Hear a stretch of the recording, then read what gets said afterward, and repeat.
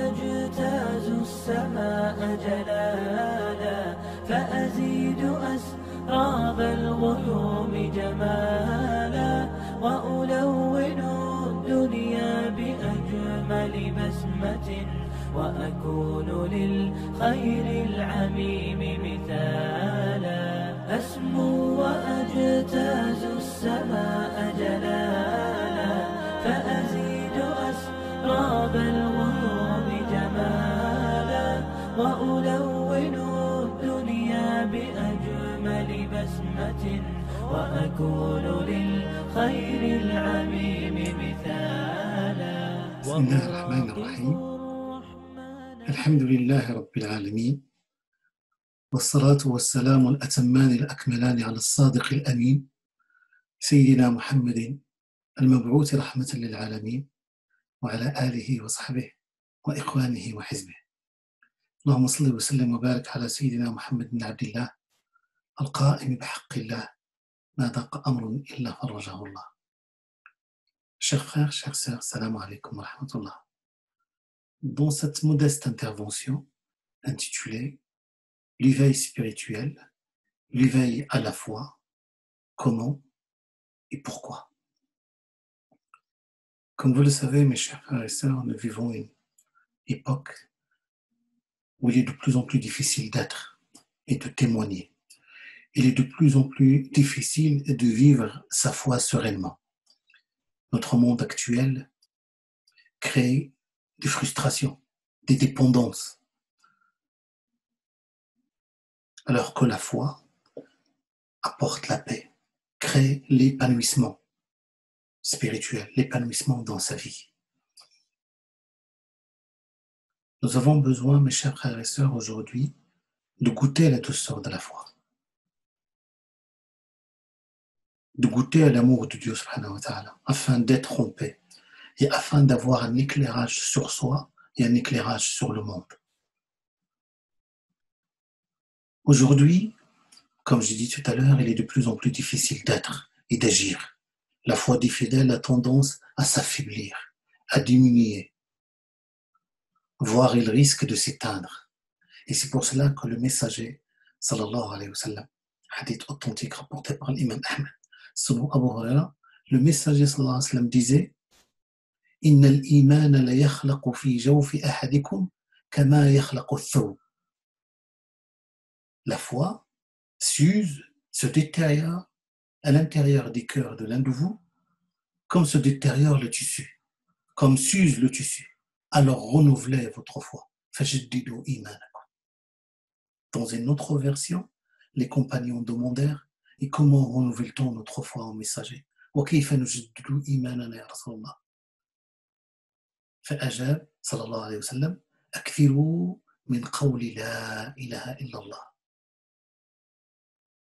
Répétez inlassablement, répétez sans cesse cette formule La ilaha illallah. La foi, mes chers frères et sœurs, a la puissance de ressusciter votre vie, de rebooster votre vie, de remobiliser votre énergie, de façonner votre vie à la lumière de notre modèle par excellence, le messager Muhammad sallallahu alayhi wa sallam. En revanche, l'insouciance, l'oubli de Dieu, l'éloignement de Dieu nous conduira inéluctablement à l'immobilisme, à la perdition et amener notre cœur à perdre tout espoir. Lorsque la foi embrasse le cœur, nous dit le messager sallallahu alayhi wa sallam, lorsque vous êtes touché par la grâce de Dieu, parce que la foi, c'est une grâce d'Allah subhanahu wa ta'ala. Lorsque Dieu vous donne la foi, c'est que c'est un grand privilège. Dans le hadith de l'imam Ahmed, selon Abdullah ibn Mas'ud, le messager sallallahu alayhi wa sallam nous disait que Dieu donne les bienfaits de cette vie à ceux qui l'aiment et à ceux qui n'aiment pas, à ceux qui sont croyants, à ceux qui ne le sont pas, même à ceux qui sont aux antipodes et qui se rebellent contre Dieu. Mais il nous donne la foi, il n'accorde la foi qu'à ceux qu'il aime. Que celui ou celle qui a la foi, qu'il sache que Dieu l'aime. فَمَنْ أَعْطَاهُ اللَّهُ الدِّينَ فَقَدْ أَحَبَّهُ. Donc déjà, c'est un grand privilège de se savoir visé par ce hadith, d'être aimé par Allah subhanahu wa ta'ala. Et puis, lorsque cette lumière de la foi embrasse le cœur, il s'ouvre sur le monde. Il a un autre regard sur le monde. Il a un éclairage d'abord sur soi et un éclairage sur le monde. C'est pour cela que dans le hadith rapporté par Al-Hakam, rapporté par Tirmidhi, selon Abdullah ibn Mas'ud, le messager sallallahu alayhi wa sallam disait إذا دخل النور القلب اتسع وانفسح. Lorsque la lumière de la foi embrasse le cœur, il s'ouvre, il s'apaise, il s'ouvre sur le monde. Il s'ouvre sur soi et sur le monde. On lui demanda au messager de Dieu quel en est le signe pour savoir que ce cœur-là a cet éclairage, a cette lucidité de voir les choses et de mieux les comprendre et d'en prendre conscience. Le messager sallallahu alayhi wa sallam disait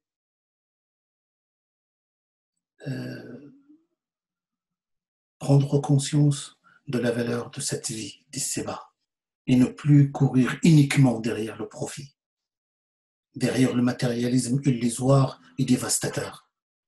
Semer le bien dans cette vie pour récolter le succès dans la vie future. Et puis, en dernier lieu, il a dit, et se préparer au rendez-vous inéluctable avec Allah subhanahu wa ta'ala. Préparer ce rendez-vous ultime avec Allah azza wa jalla. Ne pas être insouciant vis-à-vis de cette vérité, que nous nous acheminons inexorablement vers Dieu et que nous allons à sa rencontre pour sûr. إذا دخل النور القلب اتسع وانفسح. قيل وما علامة ذلك يا رسول الله؟ قال الإنابة إلى دار الخلود والتجافي عن دار الغرور والاستعداد إلى الموت قبل لقاء الموت. Donc ça, c'est très important, mes chers frères et sœurs, de prendre conscience qu'à notre époque, aujourd'hui, en tant que musulmans, nous avons besoin de purifier nos intentions.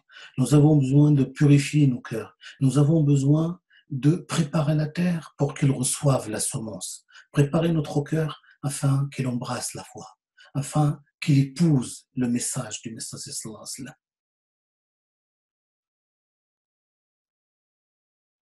Comment?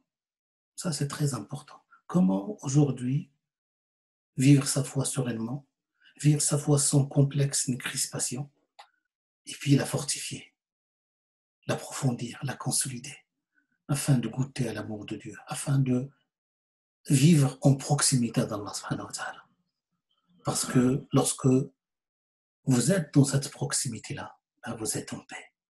Lorsque vous êtes proche d'Allah subhanahu wa ta'ala, Allah azza wa jalla met la baraka dans votre vie, dans votre action, dans votre subsistance, dans vos biens, autour de vous, dans votre famille. C'est très important de prendre conscience de cette valeur-là. D'ailleurs, Allah subhanahu wa ta'ala, dans le Coran, Dieu, lorsqu'il nous interpelle, lorsqu'il nous appelle à faire ou à ne pas faire, il s'adresse à ceux qui portent la foi. Ya ayyuhal ladina amanu, ou vous qui avez cru, ou vous qui portez la foi, ou vous qui avez la foi. Donc déjà, pour comprendre le message coranique, s'élever à ce niveau pour le comprendre et pour l'exécuter avec ferveur et pour le vivre intensément, nous avons besoin de la foi. C'est pour cela que le compagnon Abdullah ibn Omar disait, nous avons eu la foi avant d'avoir le Coran. C'est-à-dire avant même de lire le Coran, avant même de s'approprier la parole de Dieu, il y a eu déjà la foi. Et c'est-à-dire qu'ils étaient dans une attente de la révélation. Et une attente pour non seulement cette révélation, la prendre par cœur, la comprendre dans ses moindres détails, mais surtout pour la vivre, la porter, l'appliquer et la transmettre. Et vous, vous avez eu le Coran avant d'avoir la foi. فأنتم تنطرونه نطر الدقل. Ça veut dire que vous êtes dans une relation à la carte avec le Coran. On fait un choix de ce qui nous intéresse, ce qui nous arrange, ce qui nous convient en quelque sorte. Alors que le message, il faut l'épouser dans sa globalité. La foi, mes chers frères et sœurs, comme j'ai dit tout à l'heure, il a cette capacité-là. Nous avons besoin de l'éveiller. Nous avons besoin de cet éveil spirituel afin justement d'être en paix, de vivre en paix et de propager la paix et de le divulguer, de la partager, de le semer.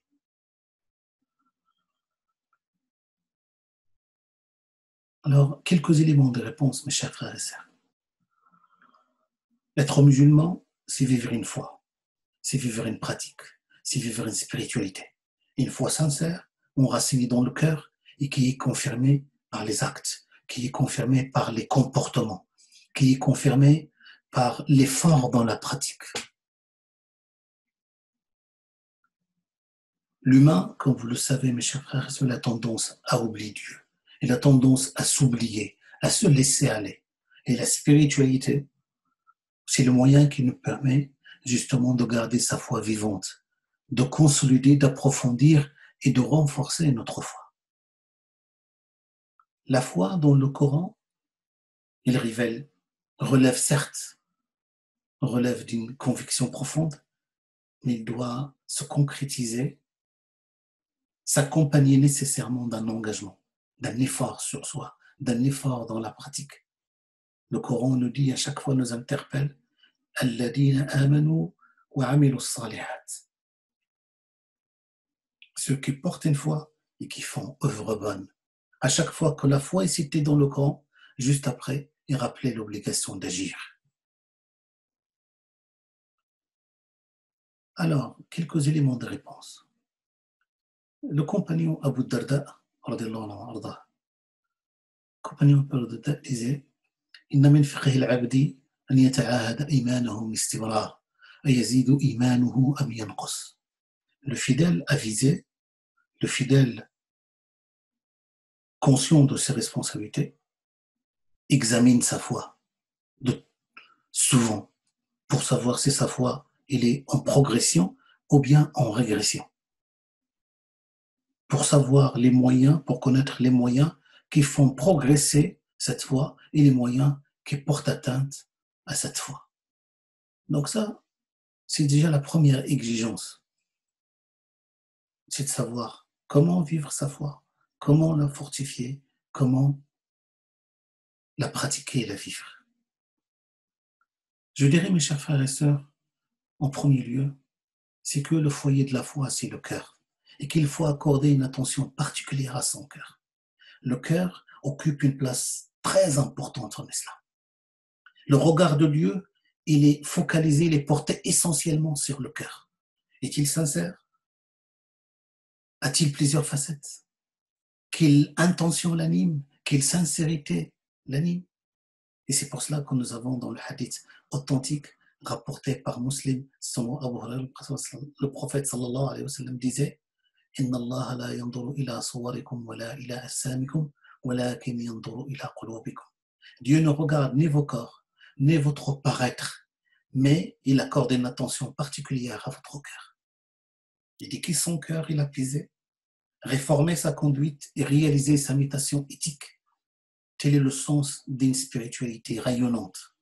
La foi exige des fidèles de purifier son intention, d'examiner sa conscience, de revoir sa sincérité et de déployer inlassablement les efforts afin de mieux être et de mieux servir Dieu ainsi que les êtres humains. Dieu est pur et n'accepte que ce qui est pur. Inna Allah tayyibun wa la yaqbalu illa tayyiban. Ça, c'est la première des choses. Deuxième chose, mes chers frères et sœurs, c'est qu'il faut savoir s'entourer de compétences, et surtout de compétences morales, de compétences spirituelles. Et souvent, la compétence morale fait défaut chez nous plus que la compétence technique. Hadith sahih, الترمذي وأبو داود عن أبي هريرة يقول رسول الله صلى الله عليه وسلم المرء على دين خليله فلينظر أحدكم من يخالي. Hadith rapporté par Tirmidhi, Abu Daoud, selon Abu Hurairah, le messager sallallahu alayhi wa sallam disait: chacun a la même intensité de foi que son ami le plus intime. Choisissez donc vos amis avec soin. Être bien entouré, être dans une bonne compagnie. La prière, la récitation du Coran, l'apprentissage du savoir, comme toutes les autres disciplines de souvenance de Dieu, sont plus efficientes s'ils s'accomplissent en groupe. On devient courageux en compagnie des braves. La dynamique du groupe a une vertu particulière sur l'individu et son comportement. Ibn Ata'Allah al-Sakandari, rahimahullah, dans ses sentences, le Hikam, disait: La tashab man la yunhiduka haluhu wa la yadulluka ala Allahi maqaluhu. Ne prends pas pour compagnon celui dont l'état spirituel ne te stimule pas et dont les paroles ne te montrent pas la voie de Dieu. Je vais vous donner un exemple concret de cela, mes chers frères et sœurs. L'imam Ahmed rapporte ce hadith selon Anas ibn Malik radiyallahu anhu. Il disait: كان الصحابي الجليل عبد الله بن رواحة إذا لقي الرجل من صحابة رسول الله صلى الله عليه وسلم أخذ بيده وقال: اجلس بنا نؤمن ساعة أو تعال بنا نؤمن ساعة. Le compagnon Abdullah ibn Rawaha disait chaque fois qu'il rencontrait un autre compagnon: viens que nous nous exercions à goûter la douceur de la faim. Viens que nous pratiquions, que nous vivions un moment de spiritualité et de foi. Un jour, il fait cette invitation à une personne. Cette personne s'est fâchée, est partie se plaindre auprès des messagers sallallahu alayhi wa sallam. Lui dit: ô messager de Dieu, ne vois-tu pas cet Ibn Rawaha qui nous invite à des assises de la foi d'un moment? Et le messager sallallahu alayhi wa sallam de lui répondre: Yarhamullahu ibn Rawaha, innahu yuhibbu al-majalis allati tatabaha biha al-malaika. Que Dieu fasse miséricorde à Ibn Rawaha, elle aime les assises où les anges font compétition pour y assister. Allahu Akbar, subhanallah. La simple récitation du Coran, la simple discussion entre nous de sa signification, la simple assise pour parler de Dieu et parler des messagers sallallahu alayhi wa sallam appelle sur nous un flot d'amour et de paix intérieure.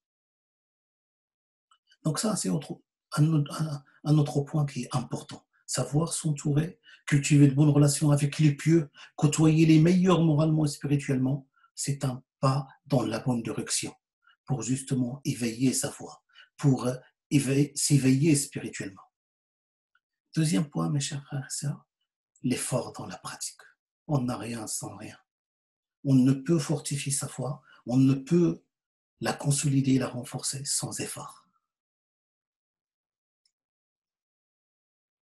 C'est pour cela que vous connaissez l'histoire des compagnons Rabi'a ibn Ka'b al-Aslami, hadith rapporté par Muslim, selon Rabi'a ibn Ka'b al-Aslami, qui disait: je dormais sur le même toit que le messager sallallahu alayhi wa sallam, et chaque matin, c'est le toit de la mosquée, et chaque matin, il partait chercher l'eau pour que le messager sallallahu alayhi wa sallam puisse accomplir ses ablutions. Donc il partait loin pour chercher l'eau, l'amener au messager. Et le messager sallallahu alayhi wa sallam voulait le récompenser. Il lui a dit: demande quelque chose. Tu es dans le besoin, tu es dans une situation critique, demande quelque chose. Et cette personne était parmi les gens de Sofa, un endroit qu'on a à Médine où les gens nécessiteux et séjournaient. Il a dit: je te demande d'accompagner au paradis. Et Ibn al-Qayyim al-Jawziyya commente ce hadith, entre guillemets, commente cette parole. Il dit: celui qui veut connaître comment il doit être sa haute visée. Man arada an ya'rifa al-himmata. Comment il doit être l'himma dialou, qu'il regarde la himma de l'Aslami, qu'il s'inspire de l'himma de l'Aslami, qui était pauvre, dans le besoin. Il avait l'occasion de solliciter, de demander ce qu'il voulait au message, mais il a demandé quelque chose de très important, pas quelque chose d'éphémère. Les biens d'ici-bas sont passagers aussi. Mais il a demandé d'être en compagnie avec le messager sallallahu alayhi wa sallam dans les joies de la vie future. Et le messager sallallahu alayhi wa sallam lui a dit, je vais faire, mais aide-moi par l'abondance des prosternations. C'est qu'il faut un effort, c'est qu'il faut mériter d'être en compagnie des messagers sallallahu alayhi wa sallam. Comment? En l'imitant sincèrement, en suivant son modèle et en perpétuant son effort et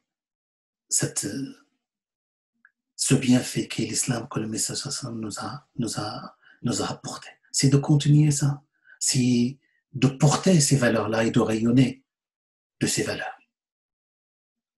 Troisième point et dernier, je m'arrête là mes chers frères et sœurs, c'est que nous avons besoin à chaque fois dans notre parcours de s'arrêter avec soi, de rentrer en soi. Nous avons besoin de certains moments de recueillement pour justement revoir notre conduite, faire notre examen de conscience, savoir si dans notre relation avec Allah subhanahu wa ta'ala, nous sommes en progression ou bien en régression. On ne peut pas faire l'économie de ne pas faire ce bilan-là. Faire un bilan, un état de lieu de notre situation. Où sommes-nous dans notre relation avec Allah Azza wa Jal? Ce qu'on appelle al-muhasaba. D'ailleurs, si vous imaginez le messager sallallahu alayhi wa sallam, hadith rapporté par l'imam muslim, son Sufyan ibn Abdillah. Sufyan ibn Abdillah demanda au messager sallallahu alayhi wa sallam, ô messager de Dieu, enseigne-moi en islam, en matière d'islam, une seule parole qui me dispense d'interroger une autre personne. Une seule parole qui me résume, une parole globale qui me résume ce qui est l'engagement pour Dieu et pour le messager, pour la cause de Dieu. Et le messager lui a répondu, dit, قُلْ آمَنْتُ بِاللَّهِ ثُمَّ اسْتَقِمْ. Dit, je crois en Dieu, puis agis avec conscience. Vous imaginez cette parole, mes chers frères et sœurs? C'est très important. C'est l'appel à l'intériorité, c'est l'appel à la spiritualité, à l'intimité avec Dieu, subhanahu wa ta'ala. Agir avec conscience. C'est-à-dire que je dois agir, savoir comment agir, pourquoi agir, pour qui agir, et en même temps, juste après, je fais un bilan. En examinant ma sincérité, en examinant la validité de cet acte, est-ce qu'il s'inscrit dans la voie des messagers sallallahu alayhi wa sallam ou pas? Et c'est pour cela qu'Omar al-Khattab nous disait Hasibu anfusakum qabla an tuhasabu.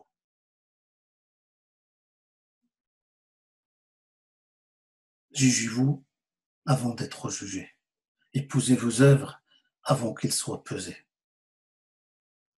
Qu'Allah subhanahu wa ta'ala nous permette d'y arriver, qu'Allah azza wa jalla nous permette de goûter la douceur de la foi, de vivre notre foi comme il se doit, qu'Allah subhanahu wa ta'ala renouvelle la foi dans nos cœurs, qu'Allah azza wa jalla remplit nos cœurs de foi, à l'image des compagnons Ammar ibn Yasir, au sujet de qui le messager sallallahu alayhi wa sallam disait Ammar mali'un imanan hatta mishashi. Ammar est plein de foi, il est rempli de foi jusqu'à sa moelle, jusqu'à la moelle osseuse. Qu'Allah subhanahu wa ta'ala nous permette de vivre notre foi comme il se doit. Wassalamu alaikum wa rahmatullah. سبحانك اللهم وبحمدك أشهد أن لا إله إلا أنت أستغفرك وأتوب إليك سبحان ربك رب العزة عما يصفون وسلام على المرسلين والحمد لله رب العالمين. فأكون بالقيم العظيمة جدولا نسقي الحياة محبة وفعالا هي هكذا قيم النجاة تحثني فأخوض فيها للنجاة نزالا هي هكذا قيم النجاة تحثني فأخوض فيها للنجاة نزالا لا تسأل المقدام عن سبل العلا ستراه طيرا بالعزيمة جاء أسمو وأجتاز السماء جلالا فأزيد أسراب الغيوم جمالا وألون الدنيا بأجمل